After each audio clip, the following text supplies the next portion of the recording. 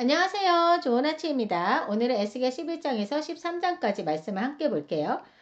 오늘 말씀을 읽다 보니까 한 가지 공통점이 눈에 들어왔거든요. 그게 뭐냐면 사람들은요, 계속해서 자신들이 믿고 싶어 하는 걸 믿고요. 듣고 싶어 하는 말을 들으려고 한다는 거예요. 그러니까 지금 예루살렘에 남아있는 사람들도 우리는 안전하다. 아직 아무 일도 일어나지 않을 것이다. 막 괜찮다. 평안할 것이다. 막 이렇게 얘기했잖아요. 자, 그런데 하나님께서는요, 그들이 듣고 싶어 하는 말과는 전혀 다른 말씀을 하세요. 왜 하나님께서는 사람들이 듣기 싫어하는 말씀을 계속 하셨을까요? 자, 오늘 11장부터 13장까지 말씀을 따라가면서 그 안에 담긴 하나님의 마음을 함께 살펴보면 좋을 것 같아요. 자, 11장은 그 8장에서부터 시작된 그 긴 환상의 마지막 부분이거든요. 그러니까 에스겔이 지금 성전 동문, 지금 바벨론에 있는 에스겔인데, 에스겔이 지금 그 천사의 이끌림을 받아서 지금 예루살렘 성전에 와 있잖아요. 그 환상을 보고 있는 거예요. 그래서 에스겔이 지금 성전 동문에서 25명의 사람들을 보고 있거든요. 근데 그 가운데 야샤냐라는 사람하고 불라다라는 사람도 있었던 거예요. 근데 이 사람들은 어떤 사람이냐? 백성들에게 잘못된 생각을 심어주는 그런 리더들 중에 한 사람이었던 겁니다. 자, 3절을 보면 이런 말을 해요. 이 성읍은 가마가 되고 우리는 고기가 된다. 아니, 이게 뭔 소리지? 이럴 수 있잖아요. 그러니까 언뜻 들으면 조금 이해하기 어려운 표현이에요. 근데 뭔 말이냐면 가마솥 안에 있는 고기가 바깥의 불이나 위험으로부터 보호받는 것처럼 예루살렘 성 안에 있는 자신들은 안전하다라는 그 얘기를 하고 있는 겁니다. 자, 그런데 우리 하나님께서는 어떻게 말씀하시죠? 아니다! 너희가 안전한 것이 아니다! 라고 얘기하시는 거예요. 자, 저는 여기서 지도자의 말이, 지도자라는 사람들의 말이 얼마나 영향력이 있습니까? 그죠? 그러니까 정말 얼마나 중요한지를 좀 다시 생각하게 되더라고요. 사람들이 위험한 길을 가고 있을 때 괜찮다라고 말해주는 거. 이게 진짜 이 사람들을 위하는 길일까요? 아니면 듣기 싫어하더라도 위험하다고 말해주는 거. 이게 진짜 사랑일까요? 당시 지도자들은요, 백성들에게 듣기 좋은 확신을 주었지만 그 말은요, 백성들을 살리는 말이 아니었습니다. 자, 그리고 에스겔이 예언하는 중에 이 불리하다가 죽음을 당합니다. 죽어요. 자, 그 모습을 본 에스겔은 또 깜짝 놀라서 하나님 앞에 엎드려 부르짖습니다. 주 여호와여, 이스라엘의 남은 자를 다 멸절하고자 하시나이까. 그러니까 이스라엘에 남아있는 자들이잖아요. 근데 이 사람들이 악하니까 죽임을 당하지만 이 에스겔은 또 하나님께 이렇게 부르짖는 거예요. 에스겔은 약간 두려웠던 것 같아요. 하나님, 그러면 이제 정말 아무도 남지 않는 거 아닙니까? 이렇게 얘기를 했던 거죠. 그런데 바로 그때 하나님께서 놀라운 말씀을 하십니다. 15절에 보시면 먼저 예루살렘에 남아있는 이스라엘 사람들, 이 이스라엘 사람들이 에스겔가 이미 바벨론으로 포로로 끌려간 그들의 동족들에게 뭐라고 말했었냐면, 너희는 여호와에게서 멀리 떠나라. 이 땅은 우리에게 주어 기업이 되게 하신 것이다. 라고 하셨다는 거예요. 그렇게 했었어요. 그런 말을 했었어요. 자, 그런데 하나님께서도 이 말을 들었겠죠? 자, 이 말을 들으시고 에스겔에게 뭐라고 말씀하시냐면, 비록 내가 그러니까 그들이 누구예요? 바벨론 포로로 끌려간 사람들, 그들을 여러 나라에 흩었지만 내가 잠깐 그들에게 성소가 되어 주겠다라고 하신 거예요. 자, 성소가 어디에 있어요? 예루살렘에 있잖아요. 하지만 하나님 자신이 지금 직접 그곳에서 그들에게 성소가 되어 주시겠다고 약속을 하신 겁니다. 그뿐만이 아니에요. 하나님께서는 그들을 다시 모으겠다고 하시고 우상을 제거하고 한 마음을 주고 새 영을 주시겠다고까지 약속을 하십니다. 예?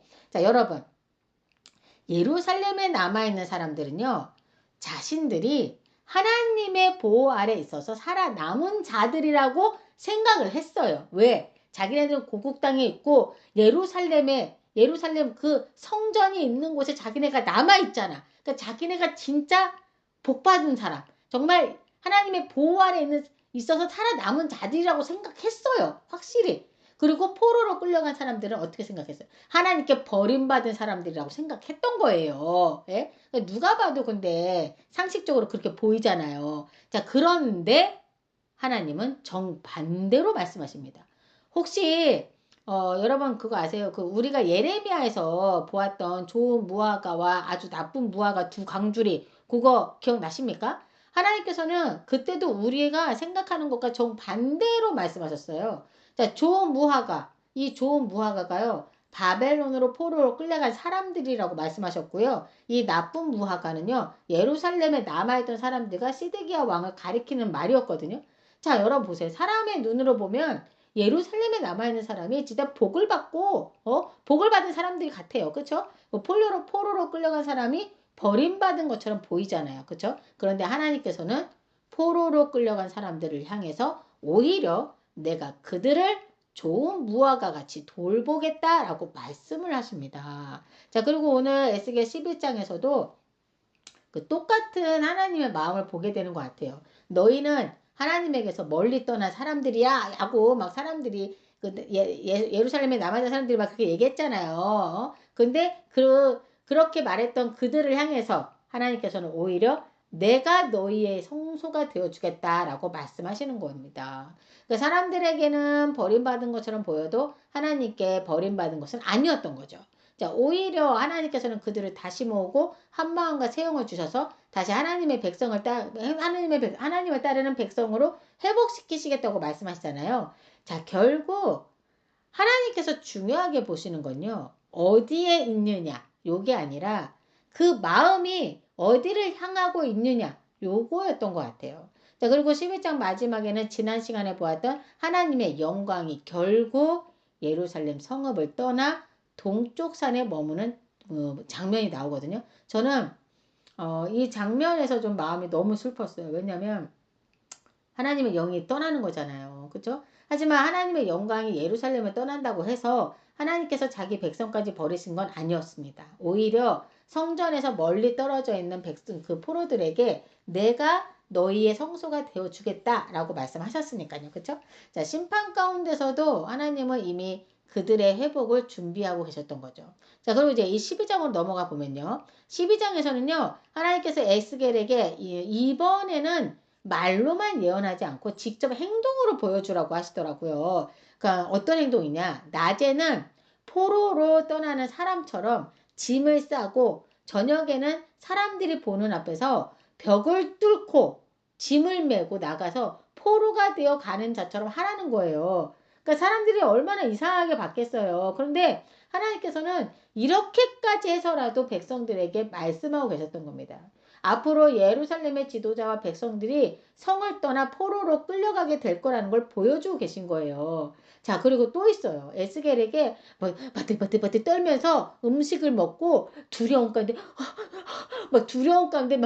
물을 마시게 하고 막 이러시는 거, 그렇게 하라고 하시는 거예요. 그러니까 이게 뭐냐? 예루살렘에 닥칠 두려움과 황폐함을 에스겔의 몸으로 보여주게 하신 거거든요. 자, 그런데 문제는요, 사람들이 이런 말씀을 계속 듣고도 심각하게 받아들이지 않았다는 겁니다. 당시 사람들 사이에 이런 말이 있었어요. 날이 더디고 모든 묵시가 사라지리라. 자, 이게 무슨 말일까요? 쉽게 말하면 이런 거예요. 맨날 심판이 온다고 하는데 언제 오는데 언제?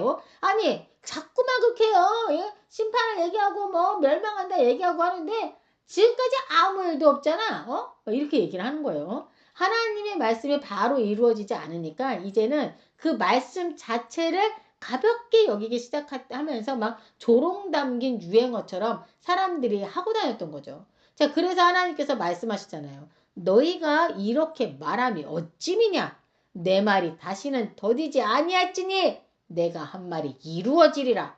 자, 근데 제가 이들의 모습을 보고 저 또한 제 모습을 보게 됐거든요. 그러니까 우리도 하나님의 말씀을 많이 듣다 보면 어느 순간 너무 익숙해져 버릴 때가 있잖아요. 우리 솔직해집시다. 그죠? 회개하라는 말씀도 듣고 깨어있으라 라는 말씀도 듣고 주님이 다시 오신다 라는 말씀도 사실 수도 없이 들었어요. 그죠? 자, 그러다 보니까 사실 저도 어느 순간 아니 주님이 다시 오신다고 하는데 도대체 언제 오시는 걸까? 이게 도대체 언제 오시는 거야? 막 이런 진짜 정말 내가 살아가는 오늘가는 정말 관계가 없는 말씀 같이 느껴질 때가 있지 않습니까? 그러니까 막 너무 먼 이야기 같고 정말 와닿지가 않는 그런 말처럼 들릴 때가 좀 있잖아요. 예. 그래서 말씀을 근데 뭐 말씀을 믿지 않는다 뭐 이게 아니 이런 거라기보다는 너무 오래 들어서 그리고 그러니까 현실감이 없는 거지. 이거는 그러니까 말씀 그러니까 나의 현실하고는 이렇게 동떨어져 있는 것처럼 듣고 있을 때가 있었던 것 같더라고요. 자, 그런데 오늘 말씀을 보니까 하나님의 말씀이 당장 이루어지지 않는다고 해서 진짜 그 말씀이 없어지는 건 아니었잖아요. 그렇죠, 여러분? 하나님께서 말씀하신 것은요. 결국 반드시 이루어집니다. 자, 그래서 중요한 건 언제 일어날까를 계산하는 것보다 오늘 하나님 앞에서 어떻게 살아가고 있는가가 아닐까라는 생각이 들었어요. 성경에서 심판도 보여주시고 요한계시록에서도 모습 보여주시고 앞으로 어떻게 될지 다 보여주셨잖아요. 근데 우리가 와닿지가 않으니까 자꾸 나하고 상관없는 얘기처럼 듣는데 여러분 근데 오늘 보세요. 하나님께서 하신 말씀은요. 하나도 이루어지지 않은 것이 없습니다. 예. 그래서 오늘이 내게 주어진 마지막 하루라면 나는 무엇을 중요하게 여기며 살 것인가? 별것 아닌 일에 화내고 마음을 빼앗기며 살 것인지 아니면 정말 중요한 것을 붙잡으며 살 것인지 저도 사실 다시 생각해 보게 됐어요. 그런데 생각은 해요. 생각을 하는데 현실로 오면 또다시 현실 속에서 이렇게 막 힘들어 하더라고요. 예. 그러니까 매번 이렇게 말씀을 보면서 그 마음을 다잡고 해야 되지 않을까라는 생각이 들었습니다. 자, 이제 13장으로 넘어갈게요. 자, 근데 여기서는 더 심각한 문제가 등장하더라고요. 백성들이 하나님의 말씀을 듣지 않는 것만으로도 문제인데, 이제는 하나님의 말씀이라고 하면서 거짓말을 하는 사람들까지 등장을 한 거예요. 그러니까 누구예요? 바로 거짓 선지자들인 거죠. 그러니까 이 사람들은 하나님께서 말씀하시지도 않았어. 자, 이 사람들한테 말씀도 안 했어. 근데도 자기 마음에서 나온 것을 하나님의 말씀인 것처럼 전했던 거죠. 자, 그리고 사람들이 듣고 싶어 하는 말을 해줬던 겁니다. 하나님은 이들을 향해서 뭐라고 말씀하셨는지 아십니까?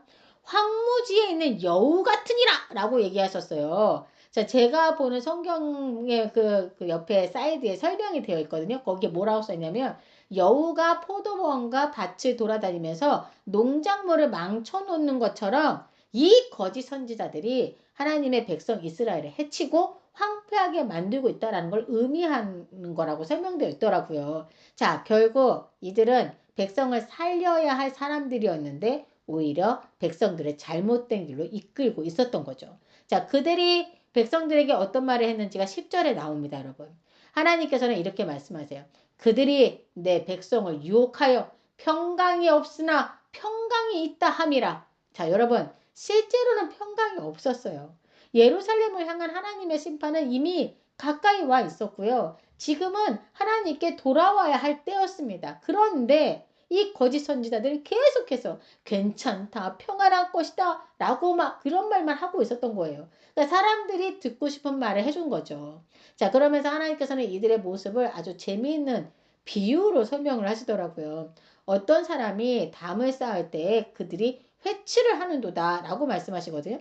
자, 여러분, 회칠이라는 게 쉽게 생각하면 뭐냐면 벽에 페인트 칠을 하는 것과 비슷한 거예요. 그러니까 벽에 막 금이 가가지고 막 곧 무너질 것 같은 상황인 거예요. 근데 그 벽을 제대로 고치는 게 아니라 겉에만 하얗게 칠해가지고 멀쩡한 것처럼 보이게 겉에서 보면 멀쩡하죠. 근데 뒤에서는 무너지게 있었잖아요. 그렇게 보이게 했다라는 거예요.